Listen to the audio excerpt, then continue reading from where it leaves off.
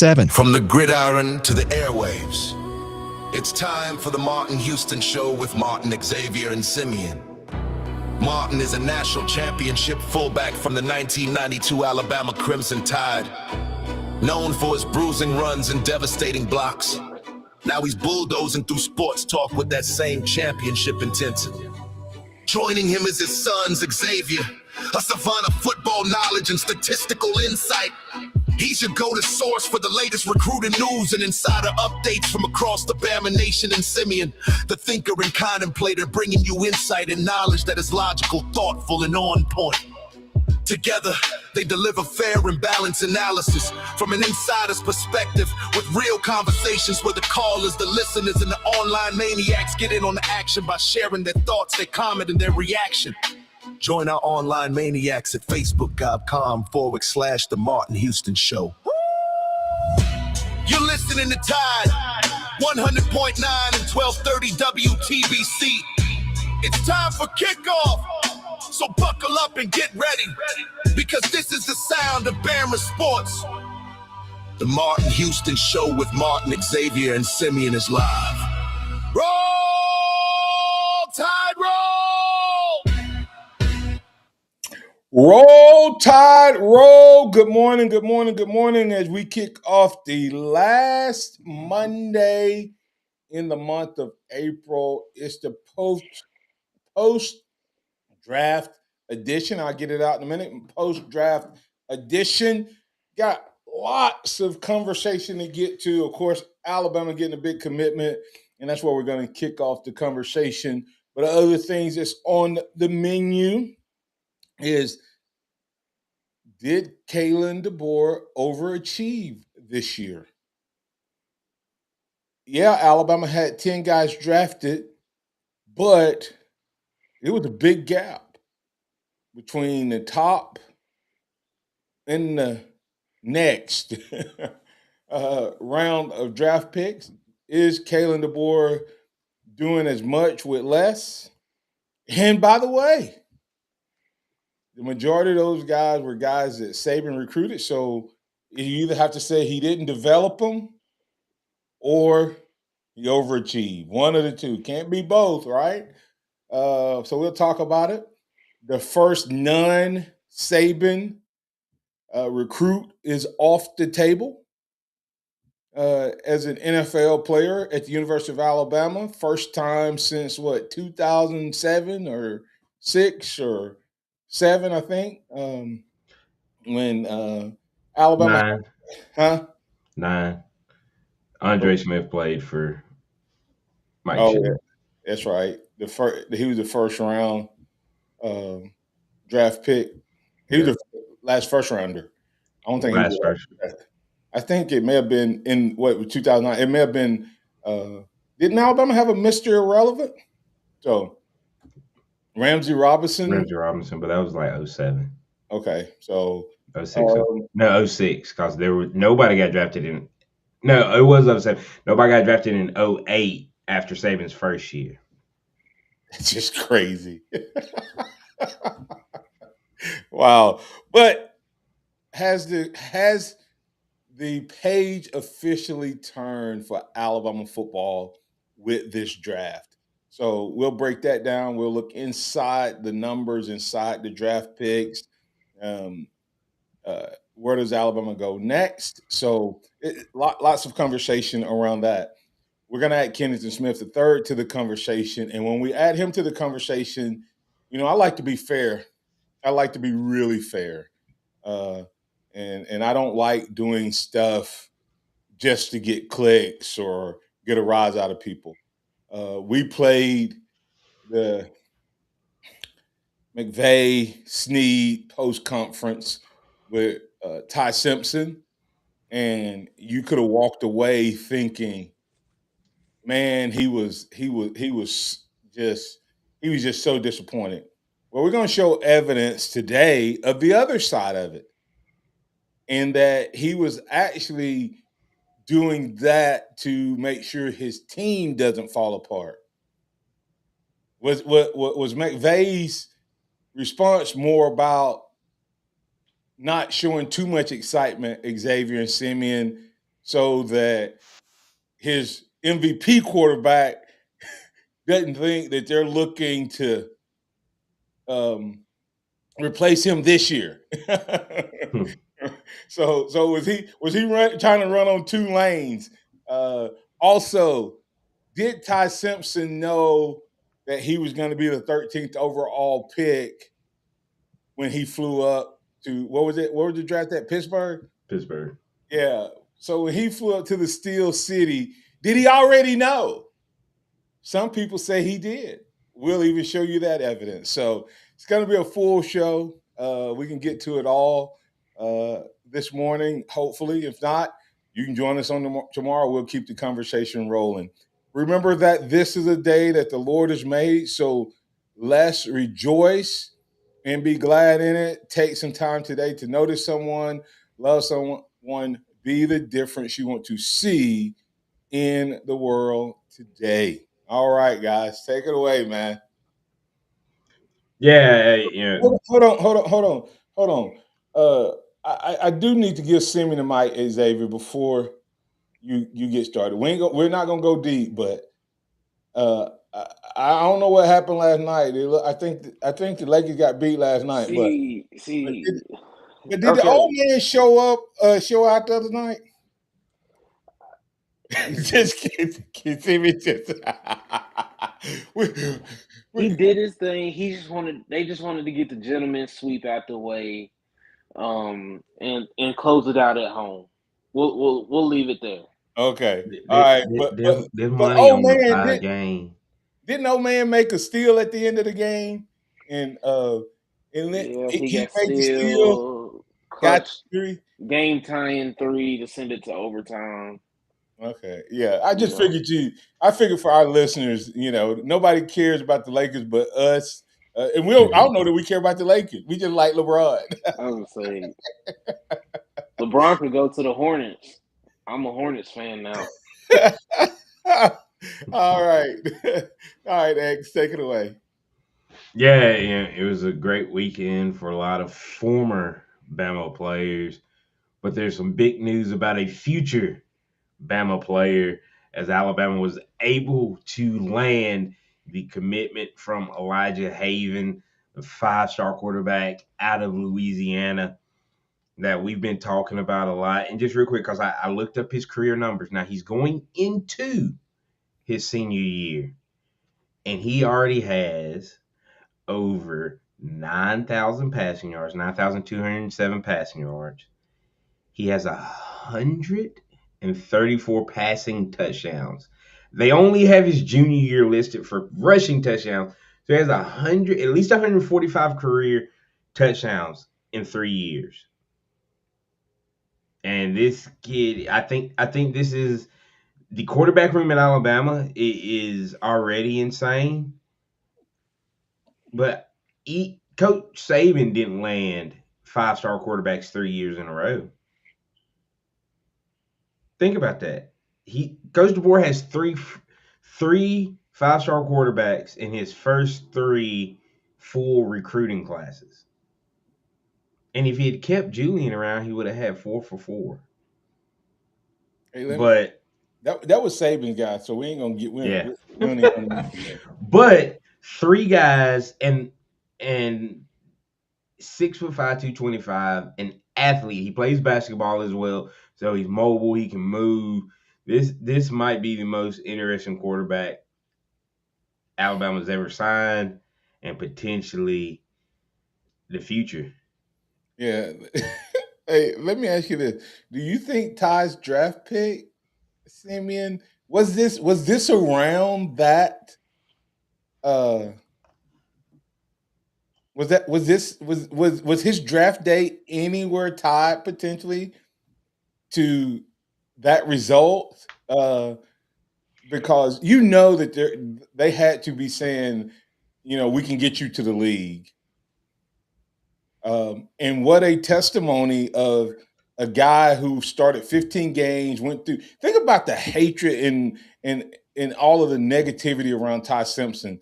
And not only did he go, but he went he went in the top 15. it's definitely a good recruiting pitch. Just saying you don't have to come here and start 45 games just to get a to be considered to be drafted here at Alabama.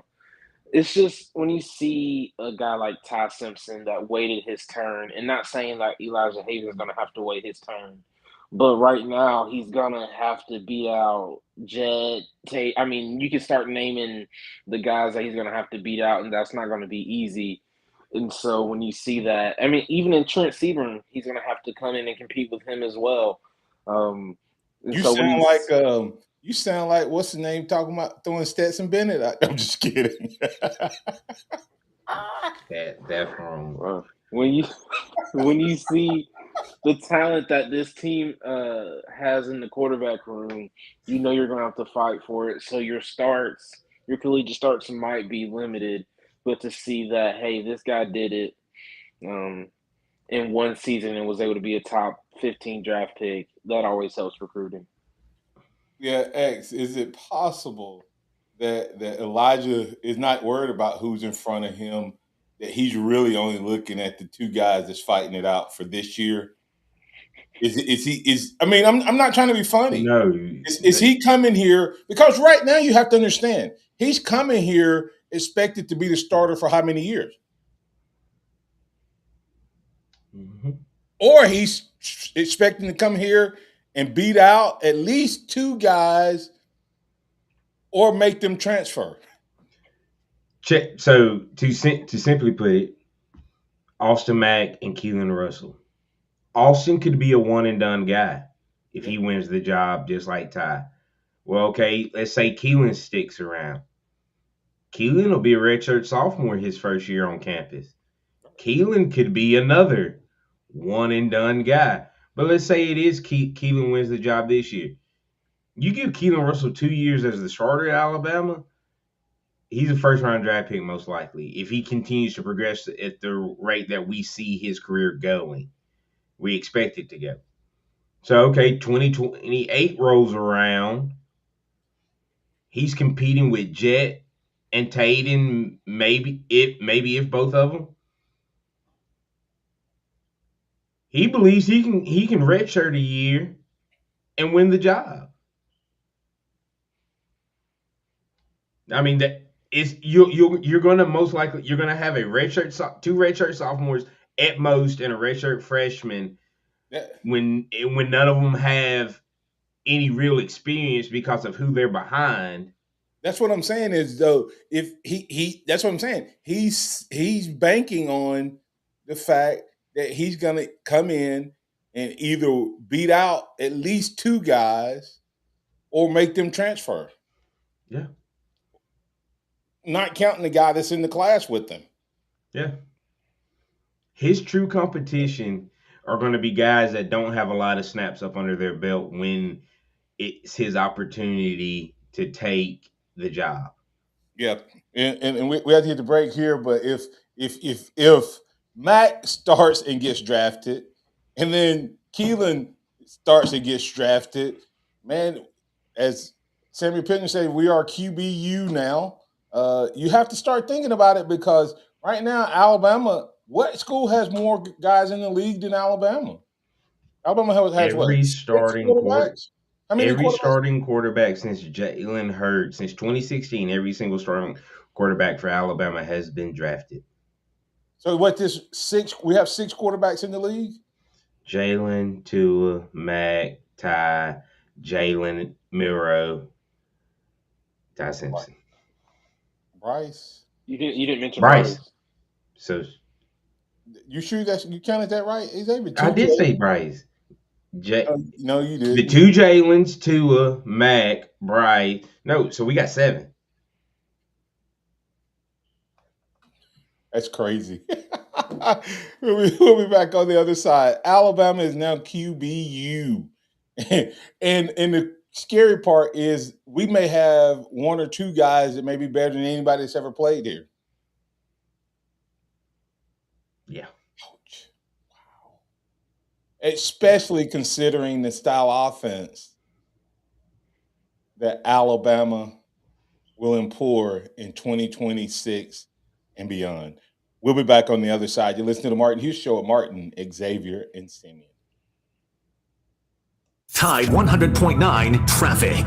Tuscaloosa traffic now from the Townsend Nissan Traffic Center. All your earlier accidents out there have cleared through the 2059 interchange eastbound. A normal 7-minute ride between 359 and Cottondale. Highway 69 also 7 minutes between Old Greensboro Road and Skyland Boulevard. Along Highway 69, 7 minutes between Mittlerry and McFarland. Also, Lurleen Wallace is clear with a 5-minute ride between 15th and McFarland. With your Tuscaloosa traffic now, I'm Joshua Dow. This report is sponsored by America 250. To celebrate America's 250th anniversary, we're coming together from coast to coast for star-spangled events, live performances, and the largest day of giving in American history. Join in at America250.org. Got timberland in West Alabama or East Mississippi? North River Timber Company has you covered. Since 2011, Courtney White, a registered forester, along with his expert team, have been managing timberland and harvesting timber across 4 West Alabama counties. They offer comprehensive timber management plans, reforestation services, and appraisals. Courtney White says timber is like money in the bank. Don't let your investment go unrealized. Call North River Timber Company today. Email them at northrivertimberco@gmail.com or call 205-242-5127. Where they do that at? If you're looking for the ultimate experience in electronic bingo, head to Bama Entertainment. We've expanded at our location. Now with 2 buildings, not just 1. Come for our mystery wall cash drawing Monday through Thursday, every 30 minutes. On the weekend, live entertainment or DJ. Ticket drawing for the jackpot, wheel spins, and cash giveaway. Don't forget about our double jackpot payout up to $5,000. Great atmosphere, outstanding customer service. Where they do that at? Bama Entertainment, where the odds are always in your favor. Take exit 45 off 2059, sponsored by Red. Hey, I'm Martin Houston, and I want to tell you about exciting news happening at Box Eye Care. They've moved to their new location, bringing you a brand new lab, stylish new frames, and a fresh look just for you. Enjoy their expanded frame inventory, competitive prices, and faster service, all with the same great level of service you've come to know and trust. Discover this full-service eye care at Box Eye Care's new location. With their in-house lab, they offer unbeatable value and one of the largest frame collections in town. Schedule your eye exam today and walk out with new glasses in less than an hour in most cases.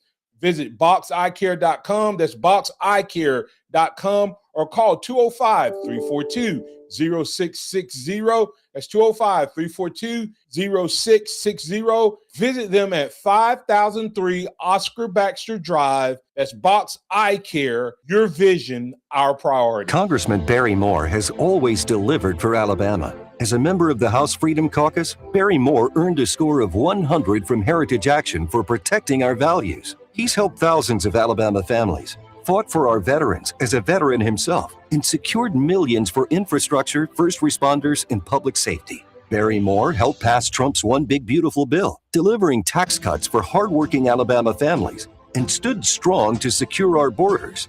Now, Barry is taking that fight to the United States Senate. Barry Moore will defend our freedoms, defend the Second Amendment, protect our children, stand up for parents, and keep boys out of girls' sports, while continuing to cut taxes and lower prices. Endorsed by President Trump, Barry Moore is a proven conservative Alabama can trust. I'm Congressman Barry Moore. I've rolled up my sleeves in Congress, and I'll keep fighting for Alabama in the U.S. Senate. I'm Barry Moore, a conservative fighter, and I approve this message.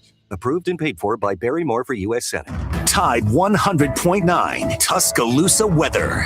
A warm day today. The sky partly to mostly sunny. The high 84. Becoming cloudy tonight. Showers and thunderstorms arrive after midnight. The low 62. Tomorrow, rain diminishing during the morning. More storms are likely tomorrow night. The high 83. I'm James Spann with the Alabama Weather Network on Tide 100.9. It's 63 degrees in Tuscaloosa. The sound of Bama sports. Your show, your team. The Martin Houston Show on your home for Alabama sports. Tide 100.9 and streaming on the Tide 100.9 app.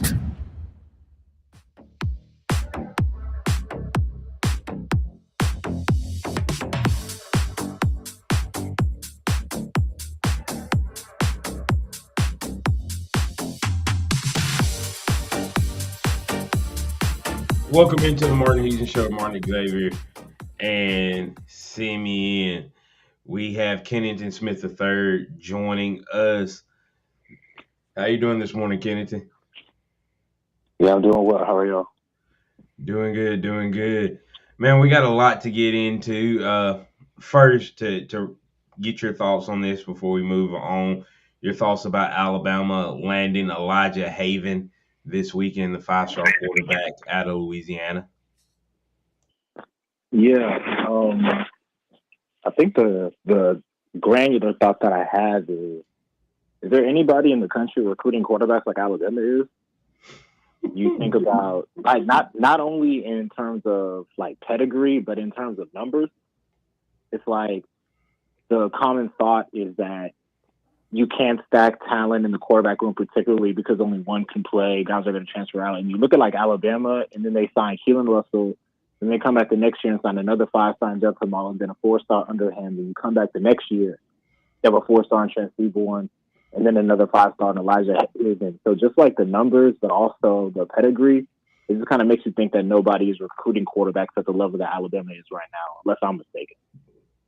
I don't think there is. And do you think it's a good strategy potentially to go after two quarterbacks in a class if you can, when you look at the landscape of college football with the transfer portal now? Yeah, I think it is. I think there's like a lot of layers to it. Like, I think stacking as much talent as you can is one thing. I think just like probability wise, if you get two quarterbacks, the chances are you're going to hit on at least one. So there's that element to it. I think it makes your practices better. You get to spread out all these quarterbacks across different teams. You get guys a lot of different reps, so you're making sure the reps are quality across the board. And I think for like the kids, I don't know if this is like actually a recruiting pitch that they're giving them, but like, you know, if you come to Alabama and you're a 4-star at least, and it doesn't work out there, another Power 5 team is going to pick you up and give you an opportunity. So it might not work out at Bama, but it's going to work out where you can have an opportunity somewhere else. They're going to give you those practice clips that you can share with other teams. So I think it's a good strategy across the board. Are they going to keep all these guys? Probably not, but the chances are that they're going to hit on a couple of these guys being quality starters. I feel like it's pretty high. And really quick, and then I'll step back out. But the other part is Joel Klatt, who I don't agree with a lot on. He said you have to understand that he was making it both a positive and a negative. He said Ty Simpson has not played since he was in high school, and he developed and got better taking reps at practice. I mean, let's be real. The guy, the one thing that everybody was consensus on is the one quarterback who could make NFL reads and throws for sure, even though they were worried about his frame. I thought that was an overhype anyway, just a negative thing. Was Ty Simpson. And part of that was because of the offense he played in. And so, to Kennington's point, the board can now say we developed Ty into a first-round draft pick on the practice squad. Yeah. And I think that's huge, yeah. So that's a good landing spot for Ty, and I think it does help Alabama. And I think Elijah Haven was coming to Alabama regardless, but I think that's just the icing on the cake as far as that goes. Kenton, speaking of the draft, Alabama has 10 players total selected over the weekend.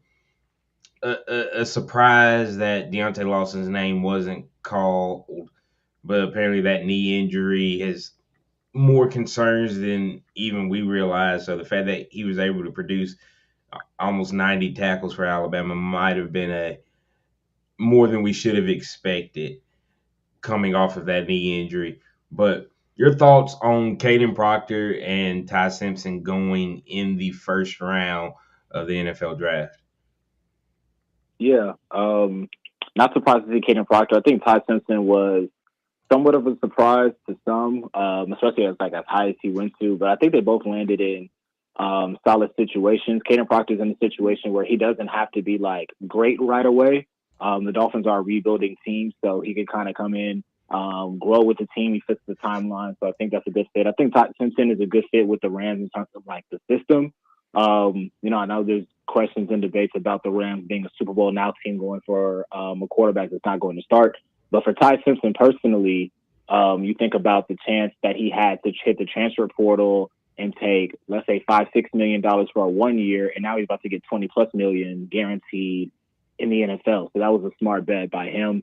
And I think for the bigger picture, Alabama, I think it's 10 years in a row with multiple first-round picks. I feel confident saying that it's going to continue next year with Xavier Brown and Ryan Williams. So, good on Kalen DeBoer for continuing to pick up where Saban left off in some cases, and develop his own talent as well. And just another point with the Ty Simpson DeBoer quarterback thing.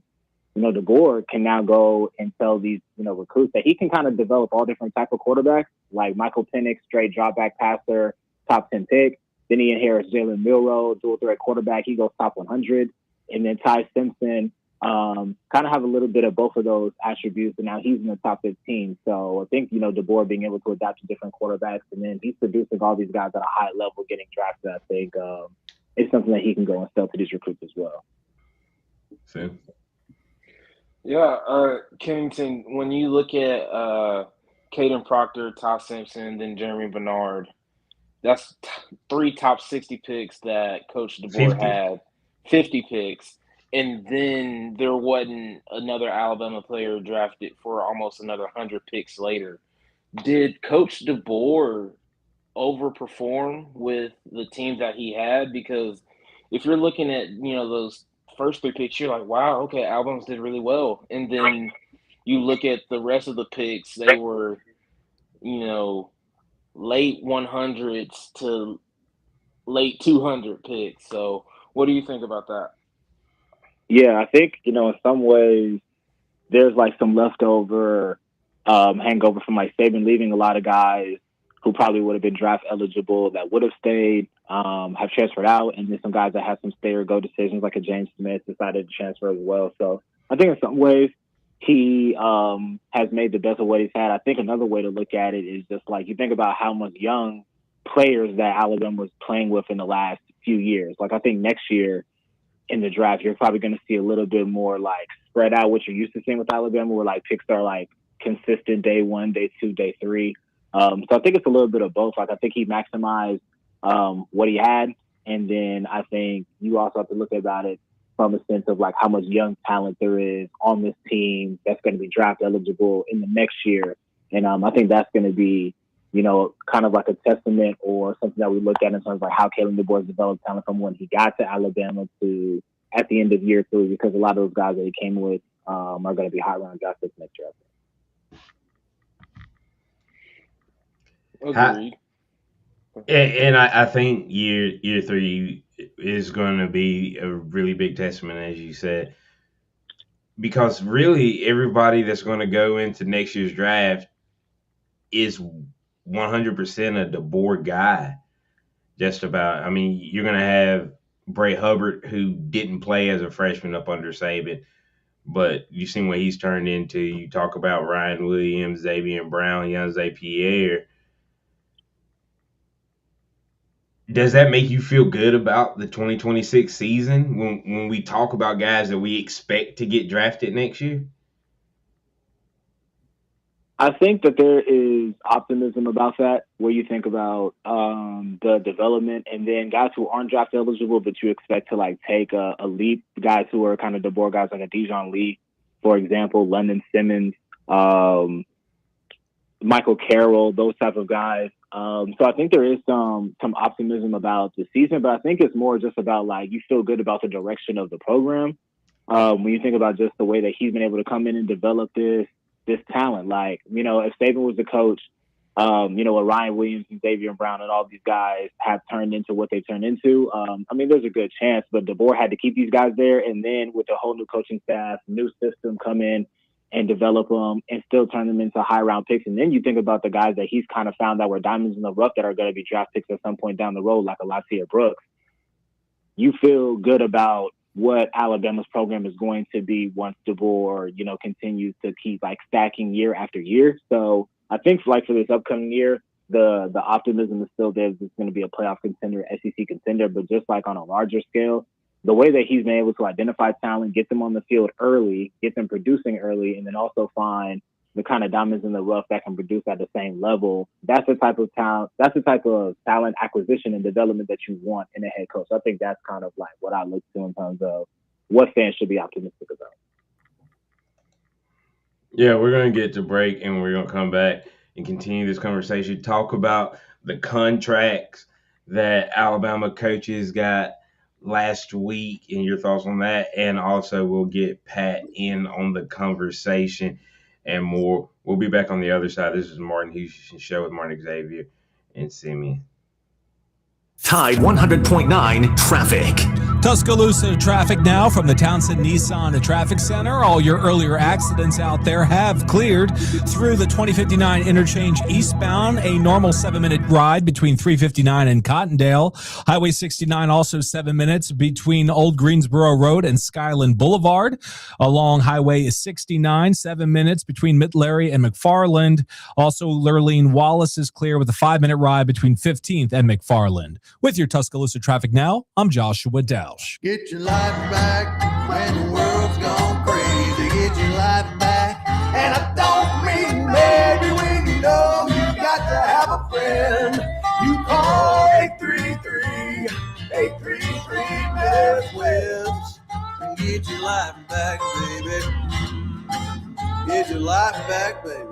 Stephen Mezrano, Alabama Injury Lawyers. Mez wins.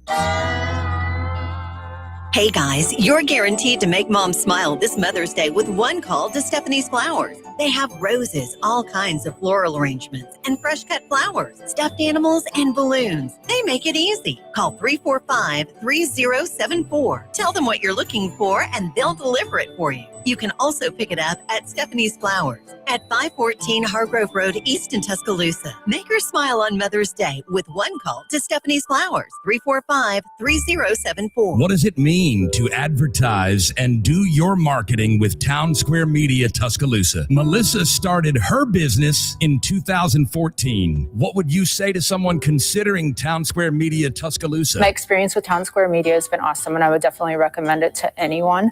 I think that this is the first time in my marketing experience that I've been able to see my return on investment. I would definitely say in the past that has not been the case. In this, I like knowing that that's 100%. A lot of the marketing we've done has been radio.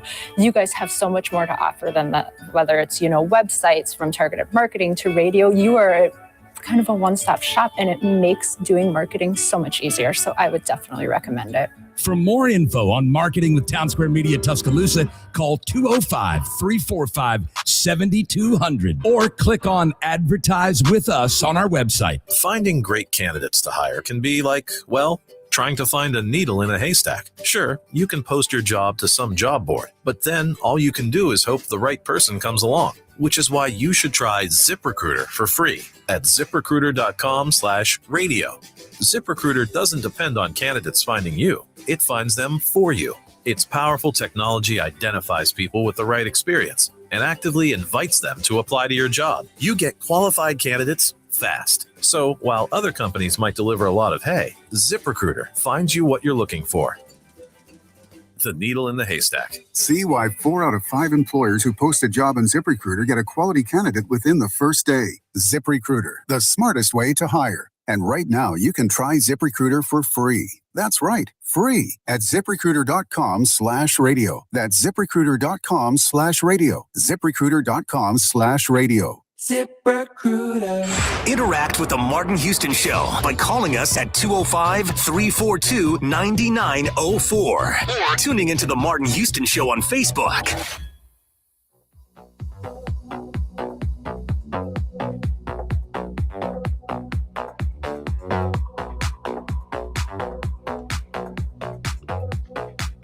Welcome back into the Martin Houston Show with Martin Xavier and Simeon. We've got Kennedy Smith III joining us as he does each and every Monday. We're going to hop to the phone lines. We've got Pat joining us. How you doing this morning, Pat? Hey, good morning. Hey, Stephen Kenny. Hey, no, this is pun intended. Bama sails you to the league. Bama sails the number 1 wide receiver in the country loves him some Elijah Haven, and from what I understand, would love to play together. What do you think of Skinny Kenny? Yeah, I like that. Elijah Haven, and it's like interesting also because I've been seeing on the socials and on the internet that he apparently wanted to go to LSU. LSU wasn't trying to, LSU didn't kick the tires on him, I guess, the way that he wanted to. Whether that's true or not, I think that definitely sets the stage for him to have some very memorable games against them, being from Louisiana. So that's something to watch out for later on down the road. But that's a huge gift for Alabama for sure. No, I'm talking about the wide receivers, Kenny. I don't think you caught what his name is. Bama Sales, Monshawn Bama Sales. He's a number 1 6'5" wide receiver in the nation. Okay. Now I'm picking up what you put down. That would be, a good gift for Bama as well. I know Indiana's on him heavy. Ohio State and some others as well. I think, if they can get him, in the fold with Elijah Haven, provide a 1-2 punch. And then you have Keelan Russell in the mix as well. That's something that could definitely, keep Alabama's offense in a high-powered place. Especially if you think about, like, you add him with, like, the Darian Morgan, Derek Meadows, some of the other receivers that they have. Now you're starting to look like kind of like what Washington was looking like a couple years ago with, like, those big-body receivers that can stretch the field. Yeah. Well, he grew up an Alabama fan, but Miami's probably the biggest one that might be able to pluck him. But from what I understand, he's definitely an Alabama fan. Yeah, Pat, he is. He grew up here. He lives in Indiana now. So it'll be interesting to see how this plays out. I think landing Elijah Haven will be huge in the recruitment process because a lot of these guys look for a top tier quarterback to potentially progress their career with. And Indiana and Miami, it sounds good, money, all this stuff, but you never know who your quarterback's going to be because they're going to go try to get a guy out the portal every year, and that's not always going to be a hit. But he can come in next year, have Keelan as his guy, and then it's Jet and Elijah competing to be his guy the next couple of years after that. But we appreciate the call, Pat. But I mean that's part of the Elijah Haven magic. You hope that once you get the big name quarterback in your class, the rest of the guys start to kind of fall into place. What are your thoughts about that, Kenny, real quick? Yeah, definitely. Getting the quarterback in this early, especially like right before the summer, to where he and even Trent Seaborg can like be around for the official visits and like recruit as like waves of guys continue to come in. I think it's huge, and definitely sets the stage for a big summer, I think. Yeah, and getting back into the draft, we talk about it. Ty Simpson goes. Caden Proctor. Caden Proctor was the first pick. He went 12. Ty went 13. When we look at the rest of the guys, Jeremy Bernard goes to the Steelers at pick 47. As you can see if you're watching us on the live stream, that Steelers helmet sitting in the background of Dad's shop. Those were the top 50 guys. Then you jump 90 picks. LT Overton lands with the Cowboys, Parker Brailsford and Justin Jefferson, a couple picks apart to the Browns. Josh Cuevas to the Ravens, Damani Jackson to the Packers, Tim Keenan III rejoining Ty at the Rams, and Jam Miller, the last pick, 245 to the Patriots. Kenton, your thoughts of the big gap with the Alabama players, but then you have 7 go in the next 108 picks. Were there any? Of course, I think we feel like Deontay Lawson is the biggest surprise, but were there any surprise that guys went later than what you thought going into the weekend? Yeah, I thought Parker Brailsford kind of slid a little bit. I know there's some positional value there with like centers, and there might be questions about his size. But I thought that was a good gift for the Browns to get him in. What was that? I believe the 5th round. I thought he would go a little bit higher than that. I think everything else was pretty standard. Maybe Damani Jackson sliding to the 6th round. I thought was a little late. Maybe just off athleticism, I thought he could have gone a little higher. But those are the main two. But I think all of them landed in pretty good spots. I really like Josh Cuevas in Baltimore. They're kind of reshuffling things at tight end. They do love receiving tight ends there. So I think he might be able to kind of come in and have like a sneaky impact as a day 3 pick. So I really like that one a I think Alabama and all these guys end up going around to the same few teams. It feels like, even though they're all drafted in, totally different draft places and stuff, but it always feels like it's the same handful of teams that are drafting Alabama guys. And so I think that leans to more of like, okay, like the Eagles getting, always getting a few Bama guys and Georgia guys, or the Packers and Ravens and all that stuff, always getting, I guess I would say, SEC Alabama talent. And those are the teams that are usually always been successful or more dominant.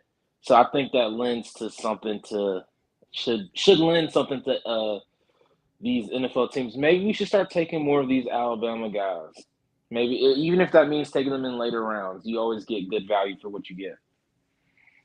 Yeah, I agree with that. And shout out to the Eagles. They got Lawson, Cam Dewberry.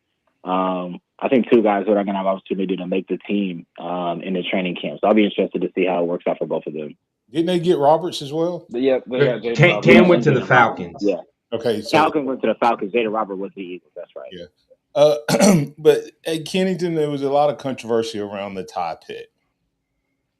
And I fed it as well on Friday, showing the negative press conference. But we have 2 clips.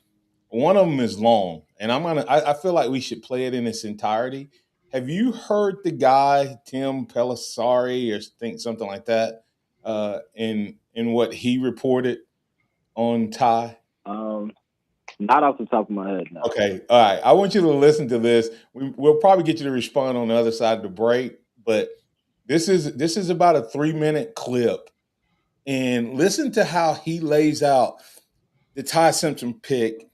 Not only in his words is the Ty Simpson pick not a surprise, it was probably the most locked in pick of the entire draft for over 4 months.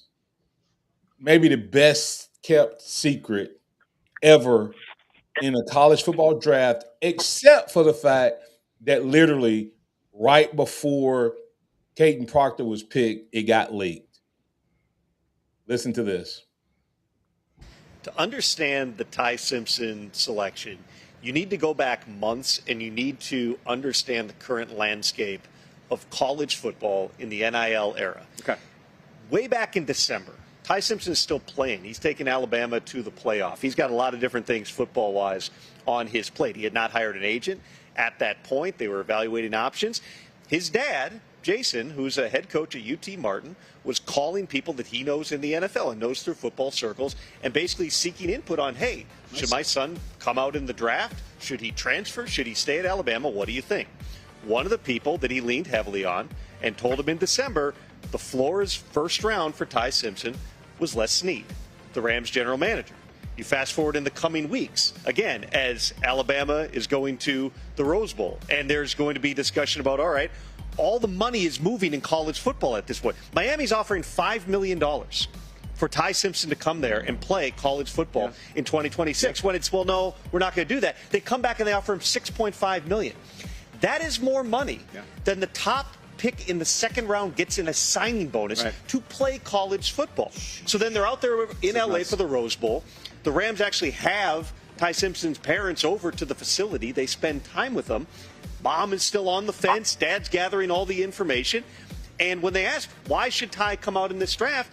The answer, and I'm paraphrasing, I wasn't in the room, from Les Snead was essentially, because I'm going to take him with the number 13 pick. Now, there's nothing binding about a conversation or a text message or advice. But that's how convicted Les Snead was about Ty Simpson being a franchise quarterback in the NFL. Why? The Rams went back. They charted all these plays. You see so many RPO-based offenses, including for Fernando Mendoza. And it's not NFL-style stuff. They charted over 60 snaps where Ty Simpson turns his back to the line of scrimmage on play action, which is a fundamental part of the Sean McVay offense. You see him process pre- and post-snap. You see him make NFL reads and NFL throws. The questions are the size, it's the durability. He's 6'1" and change, was around 200 pounds, under 200 when he suffered from gastritis at the tail end of last season. He had elbow bursitis. He had a low back issue. He cracked his rib and couldn't finish out the Rose Bowl. Those are all chances, in addition to the fact that the guy's only started 15 games. But if you go back and you transfer, just ask Carson Beck, Garrett Nussmeier, Drew Aller, you can get over-evaluated sometimes. Teams can pick at all your scabs if they have too much tape and you start to look at him and break down all the things he can't do versus what he can. The upside is still there for Ty Simpson. The Rams are betting on that upside in a big way by using the number 13 pick. Any coach in the NFL is going to go. Now that was, I don't know his sources, but based on Les Snead and what he's saying, was that the best kept secret, at least up until draft pick number 11 of this NFL draft?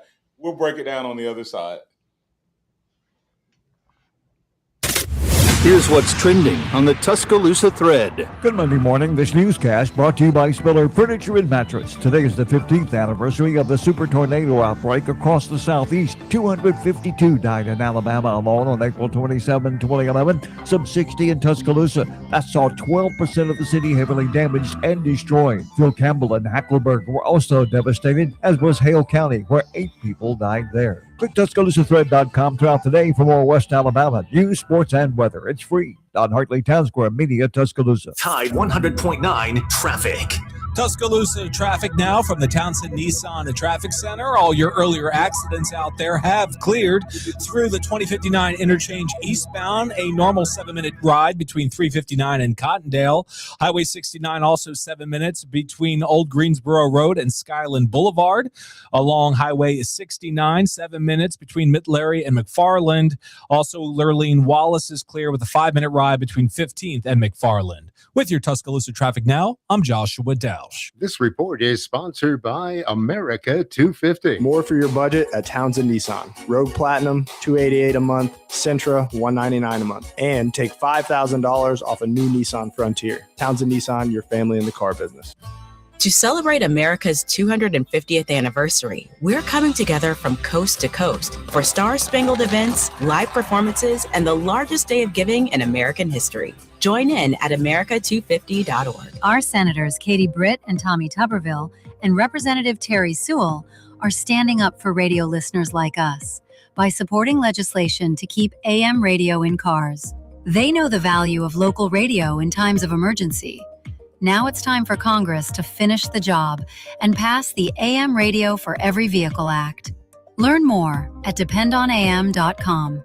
This message furnished by the National Association of Broadcasters and this station. Where they do that at? If you're looking for the ultimate experience in electronic bingo, head to Bama Entertainment. We've expanded at our location. Now with 2 buildings, not just one. Come for our mystery wall cash drawing Monday through Thursday, every 30 minutes. On the weekend, live entertainment or DJ. Ticket drawing for the jackpot wheel spins and cash giveaway. Don't forget about our double jackpot payout up to $5,000.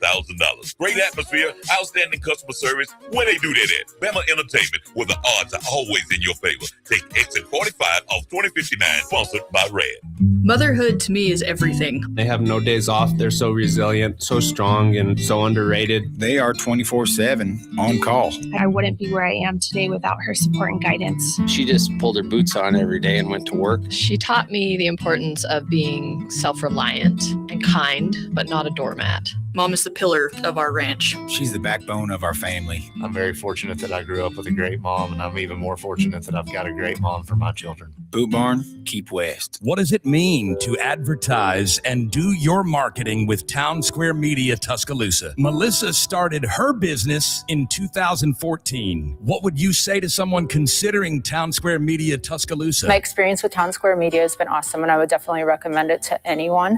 I think that this is the first time in my marketing experience that I've been able to see my return on investment. I would definitely say in the past that has not been the case. And this, I like knowing that that's 100%. A lot of the marketing we've done has been radio.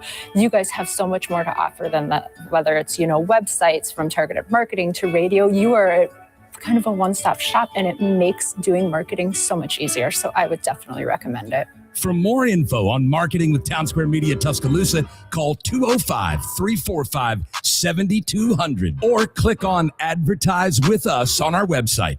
Keep it locked into Tide 100.9 for more of the Martin Houston Show with Martin Houston and X's and O's Sports, Xavier Houston.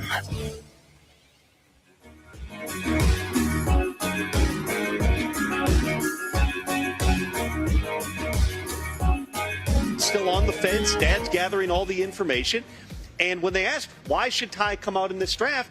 The answer, and I'm paraphrasing, I wasn't in the room, from Les Snead was essentially, because I'm going to take him with the number 13 pick. All right. December, guys, when that was mentioned. Kennington, it only takes one team to fall in love with you, to be a first rounder. Did Ty and his family know that? Was this the best kept secret in the draft? And the reason I think it was a known commodity was Simeon shared with us, Kennington, that Ty was going to the Rams and Caton had not been picked yet. Yeah. And I was like, what? Whoa. It was posted. Like, I forgot who it was. We can go look at who sent it to us, but it's a reputable guy. And I was looking at the draft. I thought I was just behind on the draft. Yeah. And Simeon started trying to fast forward his television. Ari Mirov. And the Dolphins were up making their pick. And so when I sent them to I was like, oh, that's weird. And then I saw Caden Proctor get drafted. So what do you think, Kenny? Yeah, it does sound like a well-kept secret, and I think, like, in some ways you could rationalize why he would go to the draft anyway, but then in other ways you think to yourself, like, if Miami was offering him $6.5 million, how can you turn down that type of money? It's like, well, because there's a much larger guarantee on the other side. So I know there was some reporting leading up to that Les Snead and his dad had some type of like relationship or whatever. I guess they like got into coaching at the same time or played at the same time, something like that. Hey, good on Les Snead. He's a man of his word. Clearly followed through with it and took him. And I think Ty ended up in a good spot. What that means for the Rams team dynamic and the team success, I don't know, but Ty Simpson's got to be walking into the NFL one of the best backups in the league, right? So, and he's going to be getting some development from Sean McVay, also learning from Matt Stafford and having a bevy of weapons and stuff. So, great situation for him to fall into. Yeah, and when I look at it, Les Snead, I'm telling you, I believe he did. Les Snead played at Auburn, and you see these general managers. Back to Simeon's point, you see these general managers that have gotten to the league and seen the SEC talent. They're going with SEC guys. Not just Alabama. They're going with SEC guys and making it to Super Bowls. I mean, I think the only non-SEC heavy and especially Alabama team is the Kansas City Chiefs, but they have a generational quarterback who, you take him off of the Chiefs and Andy Reid's winning like 5 games a year. So I think there's something to that, Kennington. Q Dixon said the Caton Proctor haters, where y'all at? Let me tell you something. I'm not a Caton Proctor hater.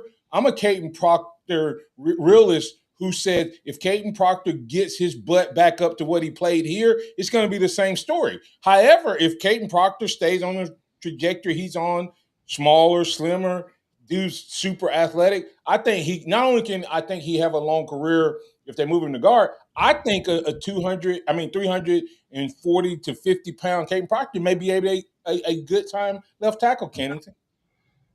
Yeah, 100%. And Caton Proctor, this was a pick based off of traits and potential, not so much production. And if he would have, if he had the kind of like work ethic needed to that we like want him to have a wish on him, he probably could have been like the number 1 pick in the draft, like no exaggeration. He could have been like a top 35 pick if it would have all came together. So 12, great for him. Don't wish bad on him in any type of way. But like we can also acknowledge that if he would have put in a little bit of work of it, a little bit more focus. And this is things that Nick Saban has said himself. These are not made up internet narratives. He could have been like literally the number 1 pick in the draft. So definitely a lot of runway for him to maximize his potential for sure. Absolutely, and that's what I said. Real quick, Kennington, Ryan Day, 4 Ohio State players in this draft in the top 11, and the number 11 pick to me could have been the overall number 1 pick as well, right? And Caleb Downs, has the Big Ten put yet another data point on replacing the SEC? The fact that 3, what was it? Georgia and Alabama had 3 guys. 3. Georgia had 1 first-round pick. Yeah. I definitely think in terms of like top-end talent, you can make that case this year. What I will say is, though, let's wait till next year because a lot of young guys in the SEC that if they were draft eligible this year would have been first-round picks. I mean, just off the top of my head, Arch Manning, Colin Simmons, Ryan Williams, Xavier Brown, KJ Bolden, Ellis Robinson, Dylan Stewart. I think only named like 3 schools in the SEC. I don't have the whole, roster of guys in front of me. So great for the Big Ten. But let's just wait until next year before we start having that conversation because the SEC is going to dominate first-round picks next year, I think. 87 draft picks from the SEC, a new record. The previous record holder, the SEC. Yeah, I mean, but it's one of those. It's not the top end, and that's what's winning the championships, right? They have a streak. They've won 3 national championships in a row, and then they supplant the SEC in first-round talent. The correlation. Holler at me when you get to like 10 in a row. Oh, okay. All right. Or when a team is able to repeat. All I can tell you is, Kennedy, Ryan Day has to be the most underachieving coach in the country. You look at the first-round picks that dude's put in since he's been a head coach. He got 3 defensive players in the top 10. Top 11. And the other guy was the offensive player. And the best player on his team wasn't draft eligible. Anyway, on Twitter/X at skinnykenny_ and at apnews.org. Hey, guys, make sure y'all come back tomorrow. We'll keep this conversation rolling. You listen to the Martin Houston Show with Martin Xavier Simeon. That's Kennedy Smith III. You can find him at skinnykenny_ on the X. Remember this, trust in the Lord always, lean not your own understanding, and always acknowledge him, and he will direct your path. Roll Tide, everybody.